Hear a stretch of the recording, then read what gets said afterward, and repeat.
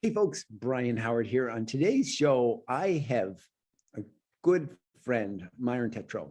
He's a longtime training friend of ours. We still do a lot of running, biking, swimming, mostly running and swimming these days with Myron. But Myron and I had just spent a couple of weeks trekking with our wives and another friend, Bruce, to Everest Base Camp. And Myron's a longtime friend. He's a very strong community advocate.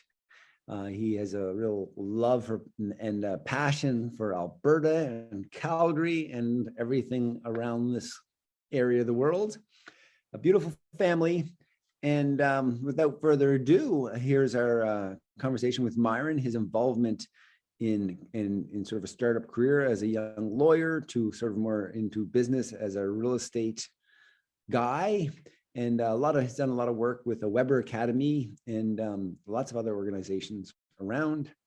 Endurance athlete, and enjoy this show with Myron. Hey friends, welcome to another edition. It's been a while of Calgary Living, Real Estate and Lifestyle. Today I have a good friend, a good training buddy, we have a similar coach in critical speed, Myron Tetro. Myron, welcome to the show. Thanks, Bryon. It's an honor and a privilege. Myron, I was telling Shirley just 10 minutes ago how she asked me how my Zoom appointments went this afternoon, and I said, well, XYZ happened, and now I'm meeting Myron at 10 minutes, and she goes, who's Myron? I go, well, he went to Nepal with us.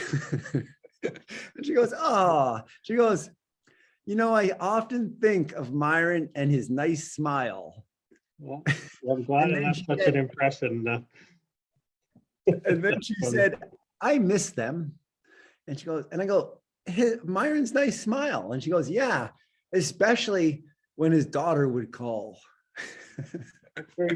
I thought that was so nice because I actually remarked that as well.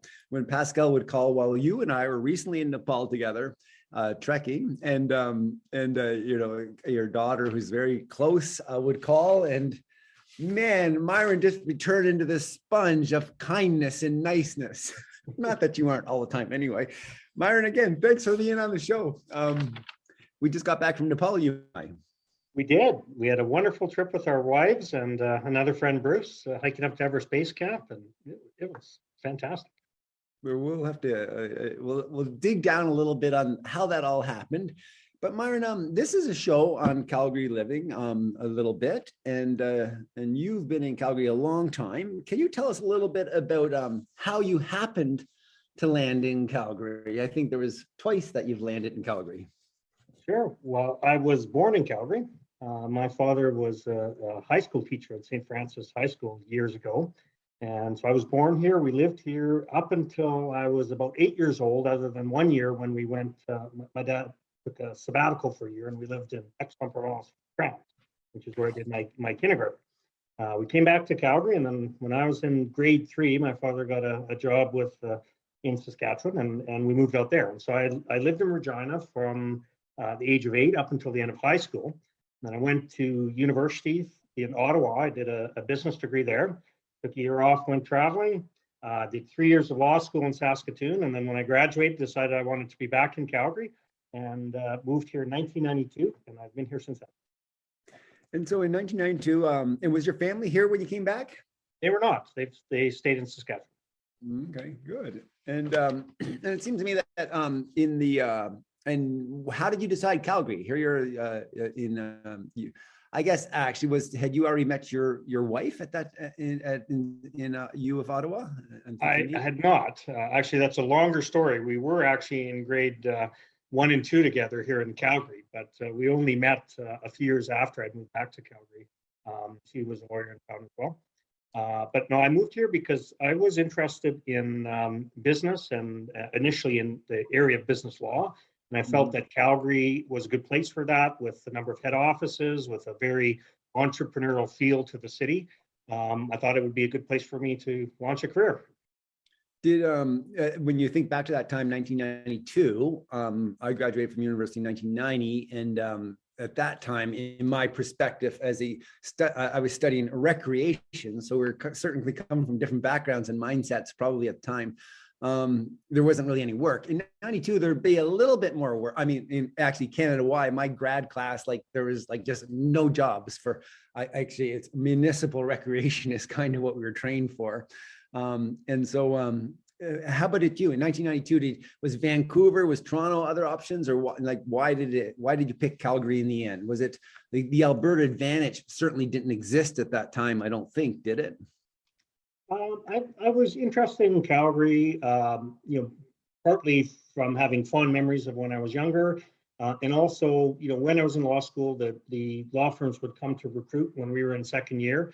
I did interviews with some firms in Calgary, and I actually had a job lined up, prior to graduating from law school. So came out here to start that job with a law firm called Bennett Jones, and they had active, busy practice, and it was an opportunity for me to jump in to work with some intelligent people on some very interesting files. I enjoyed it and kind of jumped right into it when I got here. Cool, very cool. And tell us a little bit about, I know you were very involved in the mountains and the outdoors at that time, like most of the 90s. And tell us about some of your first real estate decisions in Calgary. Where did you end up living when you moved here in 92? Was it the neighborhood that you, like your early life part? Or how did you choose that neighborhood coming out of law school from Ottawa?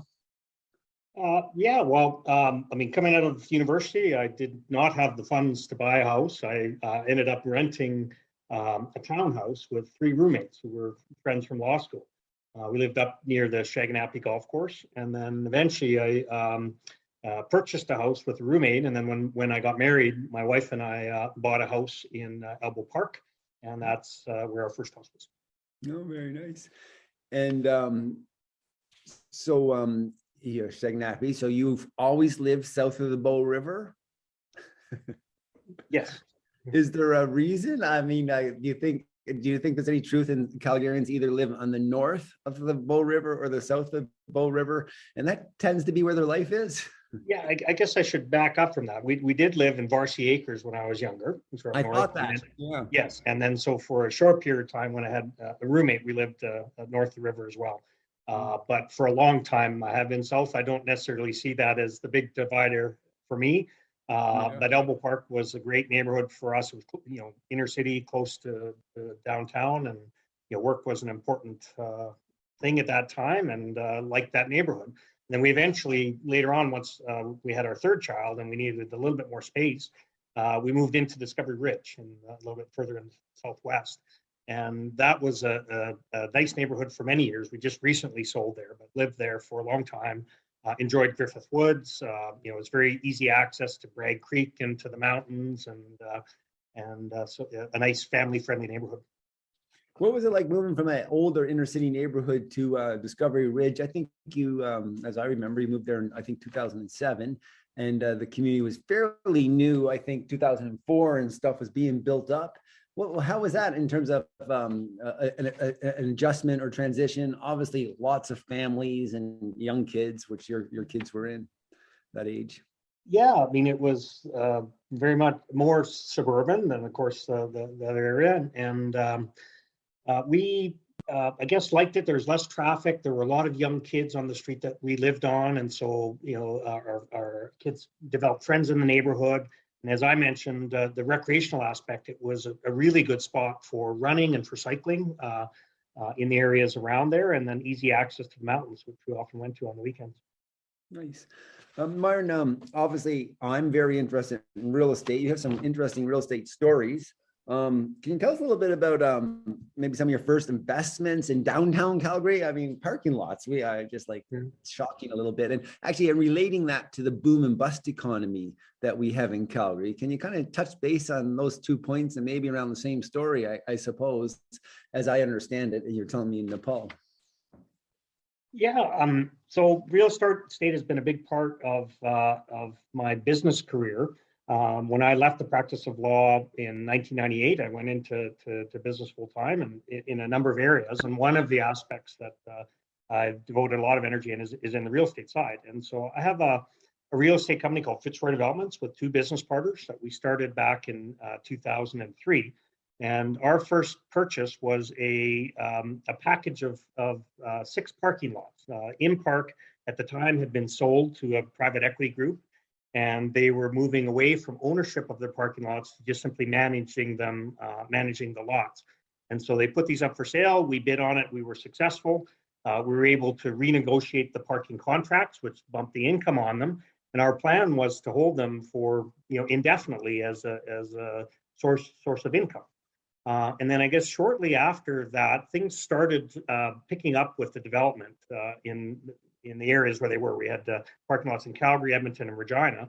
And over the course of the next number of years, we had opportunities to sell them not as parking lots, but as development sites into other projects. And that was really what sort of gave us a base of capital to expand into other areas of real estate. And what do you like most about Calgary? Well, definitely I think it's a great place to do business. I mentioned before, there's a number of head offices here. There, the downtown core, obviously with some boom and bust, but generally has been a very vibrant place to work. There is an entrepreneurial spirit, unlike other cities where there tends to be more generational wealth. And here, I think a lot of people are entrepreneurs, people who came from humble beginnings and moved here, worked hard, and were successful. And I liked that spirit in Calgary. And so as part of that, I guess also met my wife here and built our family and really enjoy the community. I'm fortunate to have lots of great friends, and that's been a big part of Calgary as well. The area is beautiful. I mean, our kids were big into downhill ski racing. We spent a lot of time on the mountains doing that. And as you know, I've got into the triathlons and trail running, and Calgary is an absolutely fantastic place for that. Both within the city, you have areas like Fish Creek, you have Nose Hill, even Griffith Woods, which was near our place. Along the river downtown, there's so many great running paths within the city. And then you're just a short drive away to Bragg Creek, Canmore, to Banff, and those areas where there's just a world of possibilities of places to go running and other types of recreation. Exactly. Myron, something about that I actually, one of the things I love about Calgary is actually is like the sport, the health, the wellness, the outdoors kind of thing. But the other kind of cool thing that I kind of remark on, there's a lot of fast guys and women, but in our age group, I mean, we're kind of like we're like between 40 and 60. Any comment on that? I mean, you're a big part of that group. Well, I'm thinking specifically about the the Bow Valley Harriers. Correct. And I mean, there's just it's kind of fascinating at how many, well, maybe amateur kind of Canadian titles that a lot of our colleagues, similar age, have. And can you just talk a little bit on that, maybe? I mean, I know you're a big part of that community and have lots of friends, from Ken Young to Jody to Coach Cal Zarowski. Yeah, I think Calgary, there's definitely a part of the community that has this culture of sport. And I think a number of reasons, certainly the history of the 1988 Olympics and some of the legacy facilities that were left here from that. Lots of great training places in Calgary. And I don't know, I think that young entrepreneurial spirit translated also into people that want to challenge themselves in other ways. And we see that in Calgary there are a number of sports that have their head offices for the sports associations here, and you have a number of Olympic athletes, training in particularly winter sports, in that Canmore, Calgary area, and a number of schools that are dedicated to that. So I think there's some support for the sport, and I think communities build on themselves. So when you have a core of people that are doing it, it attracts other people, and I think we're fortunate to have just a really great group of people in that running, swimming, triathlon community in Calgary that you're also part of. That it makes it fun to be part of.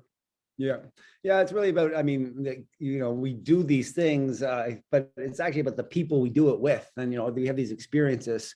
But yeah, I just love that about where we live.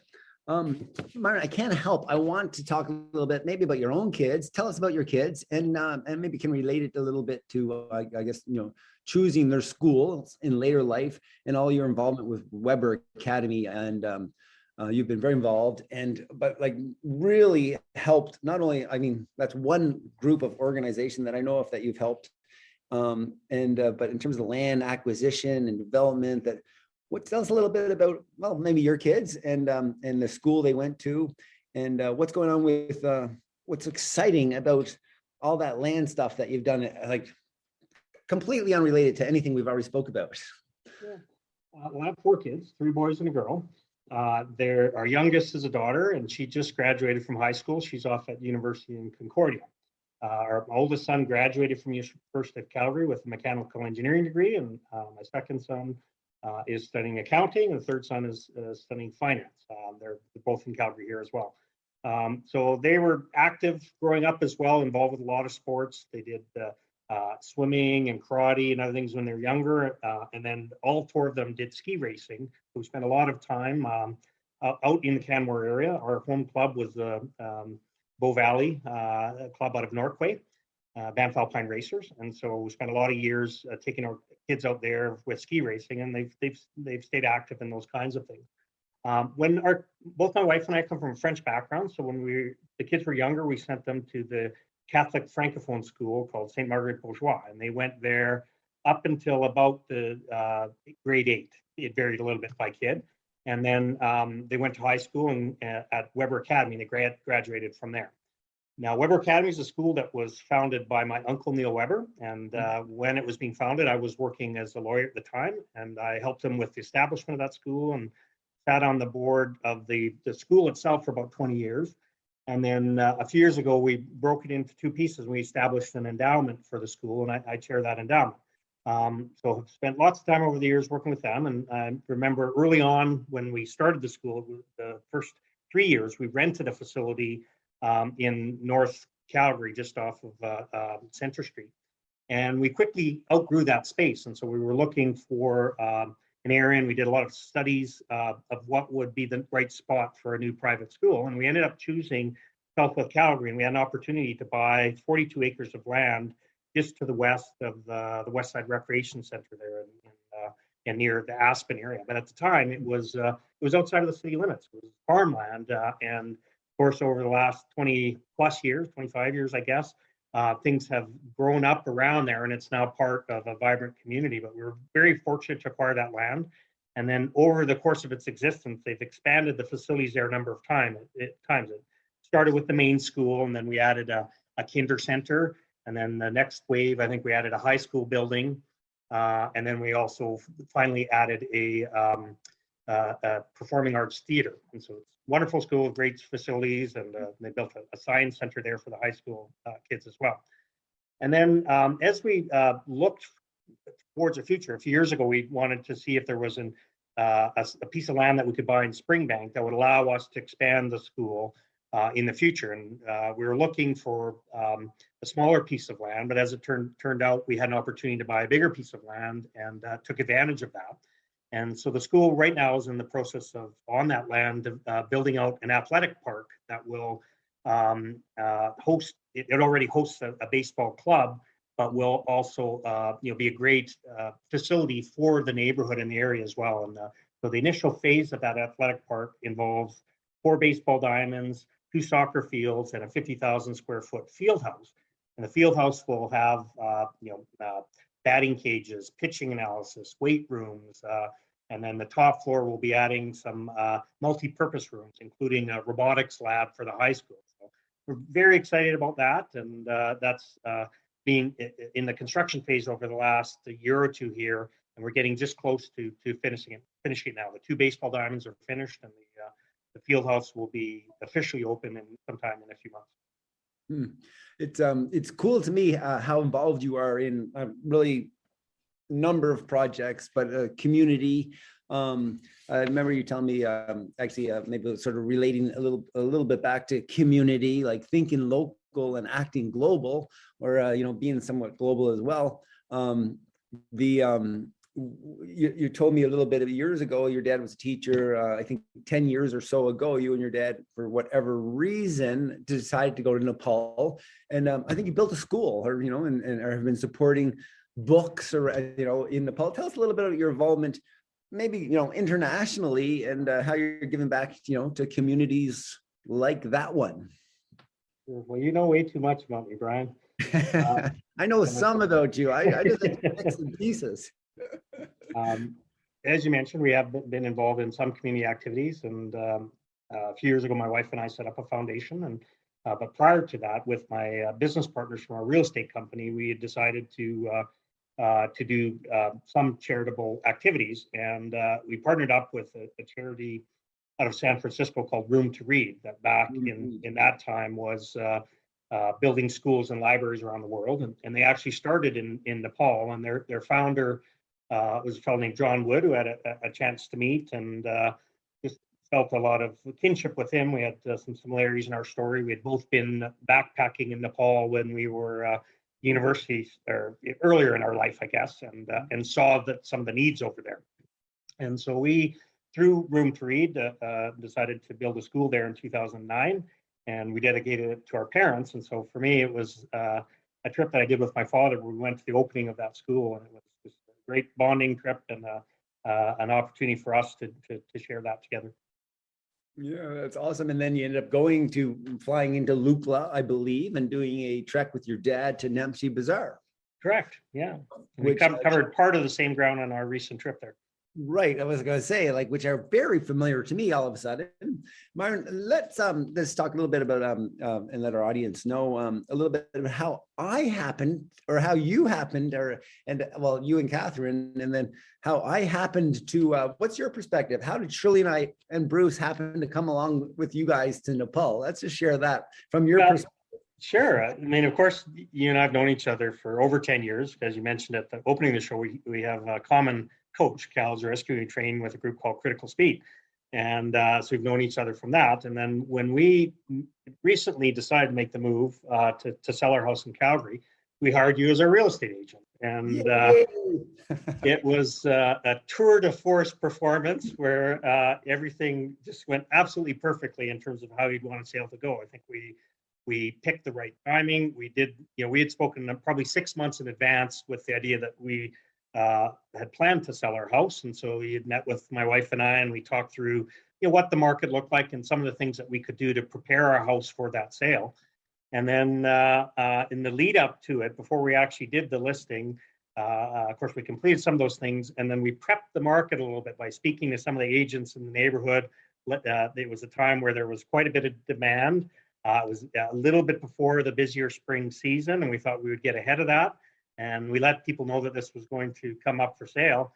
And it was really remarkable the way it played out. I mean, we listed that house at, I think, 7 p.m. on a Monday. And by 7:30, you had 6 or 7 calls with several of them insisting on seeing the house that night. There were a few showings on the very first evening. We got immediately an unconditional offer above list price. Asked them to leave it open for 24 hours, and then we looped back with everyone else that expressed interest. And it turned into a bidding war amongst some parties that really wanted the house. And eventually, within 24 hours, we accepted an offer well above list, unconditional. So we were just thrilled with the way that happened. And so to celebrate our successful transaction, Catherine and I invited you and Shirley to go for a hike. So I can't remember which hike we did, but we went out to somewhere around Canmore, and you came in and visited us here in Canmore, went for a hike, and we were telling you about our plans to go hiking in Nepal, and that we were, open to having some people join us. And you guys immediately jumped on that. I think within a few days said, we're in. And we finished off the planning of that trip, and then ended up inviting your friend Bruce. And 6 months later, I guess, we did our trip. Yeah, it's such an interesting, and thank you for sharing the story about our great work in getting your home sold. And that wasn't where I really was going with it, but I'm so glad you told everybody, and most every transaction I do is just like that one. I had to share that story because you can't get much better success than that in the sale of a house. I remember sitting with you and Catherine in Canmore after our hike, and I think that was when you told me you were going to Nepal. And I was like, I kind of looked across the table and I was like, well, can I come or can we come? I kind of said, I think it was like, I don't think I waited for your invitation. And it was just kind of like, well, what is like, well, how are you doing that? And you're like, yeah, we kind of self-organized it. You're using a Nepalese supplier through a, contact of yours who had, summited Everest in the late 90s, I believe. And like, it seemed quite affordable and like in terms of the, what we were getting. And so, yeah, Shirley and I think immediately said yes. And then I had to like, kind of push Shirley a little bit, just a little bit, because she's not terribly really interested in Southeast Asia as a Canadian. And her background is like, she loves Canada and our climate, and, Southeast Asia kind of scares her a little bit, but what a great opportunity. And actually, I kind of want to relate it a little bit to you as a planner, and you and Catherine as planners. And I find I'm finding, like, just personally later as I become, the age we're at, I'm really starting to realize I'm not a good planner. I'm not a great planner at this kind of activity. So I really need like a friend like you who's doing this.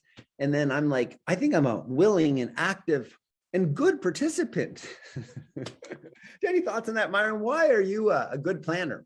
Well, I don't know. I would say actually your friend or our friend Bruce put us all to shame in that regard once he jumped on board. I don't think he'd mind me sharing that our Nepalese guide in a friendly way dubbed him Mr. Many Emails. Right. Bruce of many emails, yeah. Yes, but no, I think I was fortunate that I had been there before, so I had some familiarity with the country. I was able to get a contact through a friend who had been there, as you mentioned, and then the group there helped us plan the trip. And I think traveling has been a big part of my life right from when I was young. Playing sports as a kid, did some traveling, and then in university had an opportunity to do a couple of longer backpacking trips in university. And through that have continued that love of travel. And so once you've done that a little bit, you think of the things you need to plan in order to do those trips. And we just put that together for Nepal, and everything worked out really well. We're very fortunate with some of the decisions we made to be able to get in to the Everest region, even though the weather was not great. And it just turned out as expected, and we had a great trip. Had a great trip. Hey, Myron, that leads me again to like so when I was a young high school student, I was very involved with the International Red Cross, and in 1985 was the year I was graduating from high school, probably yours as well, I think. We're similar age. And then and that year, I don't know if you remember, was International Year of the Youth. And there was a lot of slogan, especially around the Red Cross that I was involved in. It was think global, act local. And so and to me is a bit of a buzzword, and has been a bit of a buzzword for years. And I think a lot of people talk about that, about thinking global and acting local. But I think I actually just want to commend you on being that person who is doing that. And so what was so great about traveling with you folks is to Nepal was your involvement in like the community locally. You and Catherine braved a wicked rainstorm. Thank God you're still with us in some ways, and a long drive to visit the school that your family, had helped, and you had helped build in 2009. But then, we've set out with you. We sought out opportunities in Namche Bazaar, particularly to visit schools, and in Kumjung with the Hillary Mallory school. I don't know, I was just so impressed with your ability to want to pick a project. And I hear about lots of people doing that, but you're actually really taking action steps towards that. Can you share a little bit about maybe how you choose to how it came about that we visited a small school and we saw what we saw, and we're considering doing some sort of activity in help with that school, and how, if we do, how it will take place, which is also, you're not just throwing money at something, which is great too. Can you share a little bit? Well, thanks for the kind words. I think my view is if you're visiting some of these places, that it's a good idea to hopefully contribute back to those places that we're able to get some pleasure from. And Nepal's a country I've now been to 3 times. I have a real soft spot for it. It's a wonderful place to visit. And in the earlier trip, and through some of the other things that we'd done with our foundation, we met a lady named Frances Klatzel, who's from Canmore, who's lived in Nepal for a number of years and has set up a charity there. And so at the time we built that school, we were involved with helping Frances with some programs that she did, some microcredit programs and some educational support programs in Kathmandu itself. And so when we were heading back there, I reached out to Frances, and we were able to have dinner. And then, of course, we had a coffee with you and Shirley as well, just brainstorming on some ideas for some projects. And so it was at the top of my mind as we were doing our trek to look out for things. And she had introduced us virtually, and then we were able to meet with a fellow in Namche Bazaar who multi-generational family there that's quite active there, and he was able to let us see the school and tell us about some of the needs in that community and a bit of the history of how things had developed with the climbing industry and the trekking and how that's affected the community around there. And so we're looking to do something where it wasn't just a gift, but it was more a partnership with people within the community, and asked this fellow as well about his ideas on how to do that. And he came up with some good suggestions for potential projects that would involve, the local youth group, the women's group in the community, would involve some contribution from the locals, and then some contribution for us. And then Frances would oversee the project to help improve things at the school there. So it's still in the planning stages right now. We're waiting for a proposal, but it's great to be able to explore those things and see if we can find a way to get back to that place that we were able to visit. I love it. As we were planning or preparing to go to Nepal, Shirley and I, a week or 10 days prior, it occurred to us, well, let's bring some pencils or sticklers or a couple of books to hand out at schools and do our part. And we didn't end up doing that, but no, I just want to commend you on your involvement and traveling into these third world countries that have a soft spot for you, and looking for opportunities to maybe build or support awesome work. Myron, in respect of our audience, maybe we'll kind of clean this up or finish this up shortly. I guess it seems to me that well, actually, 2 questions for you, maybe kind of related as we come to a close. About your career, it seems to me that you've landed in the perfect career for yourself and have done great. But if you had to choose a different career, what would it be? Let me ask you that. And then also maybe and related to that, what advice would you give your younger self? Deep questions. I mean, I'm happy with the path that my career has taken. I come from a family of teachers, and I think I could have easily pursued that as a career as well. It's also an important way. That could have been an alternate path. I think I was interested in business from a very young age. Even in high school, it was something that I read about and that I wanted to get involved in, but I didn't. It took me a while to find the right path to get into it. And when I was at university, one of my summer jobs was running a student painting business. That was sort of my first taste of the entrepreneurialism. And I think I went into law really as a pathway into business. Mm-hmm. And it allowed me to then move into the more entrepreneurial things that I've done since then.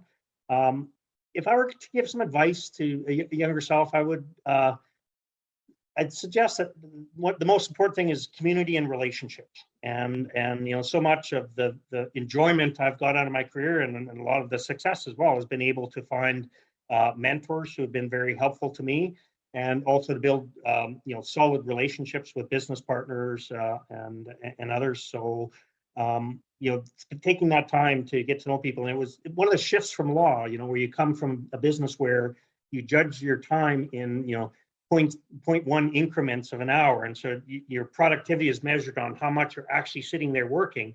Right. And when I left the practice of law, I think it took me a while to shift into that mode that a lot of what you need to do is around the strategic thinking and and building those relationships and getting out and being part of doing things. And that is very much part of your work is that. And that's also one of the things you get pleasure out of is because of those relationships. So that would be one thing. Awesome. No, appreciate you sharing that. That's great. Myron, winding up here, is there any last ask that you would have of our audience, like anything at all that that you'd like to share with the audience, or maybe have an ask of the audience?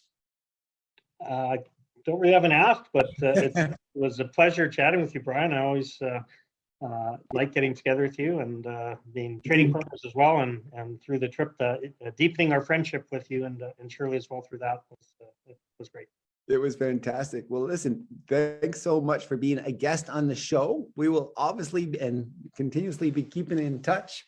And well, until next time, until the conversation continues, thanks once again. Namaste. Thanks, Bryon. Well, that was a fun conversation with old friend Myron. You know, I really love what Myron's. He's a quiet kind of thing. I've pulled a lot of that information out of him over a lot of years and was able to share it with you guys, the listeners. He divulged that he didn't really know or want or need.